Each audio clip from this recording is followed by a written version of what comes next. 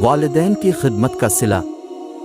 بنی اسرائیل کا ایک یتیم بچہ ہر کام اپنی والدہ سے پوچھ کر ان کی مرضی کے مطابق کیا کرتا تھا۔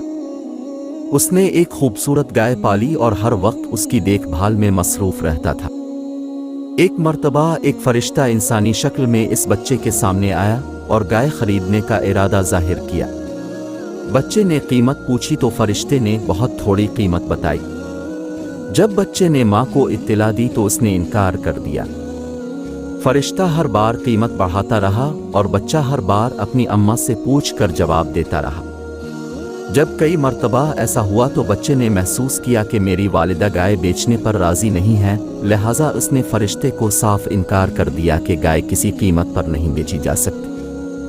فرشتے نے کہا کہ تم بڑے خوش بخت اور خوش نصیب ہو کہ ہر بات اپنی والدہ سے پوچھ کر کرتے ہو۔ ان قریب تمہارے پاس کچھ لوگ اس گائے کو خریدنے کے لیے آئیں گے تو تم اس گائے کی خوب بھاری قیمت لگانا۔ دوسری طرف بنی اسرائیل میں ایک آدمی کے قتل کا واقعہ پیش آیا اور انہیں جس گائے کی قربانی کا حکم ملا وہ اسی بچے کی گائے تھی۔ چنانچہ بنی اسرائیل کے لوگ جب اس بچے سے گائے خریدنے کے لیے آئے تو اس بچے نے کہا کہ اس گائے کی قیمت اس کے وزن کے برابر سونا ادا کرنے کے برابر ہے۔ بنی اسرائیل کے لوگوں نے اتنی بھاری قیمت ادا کر کے گائے خرید لی۔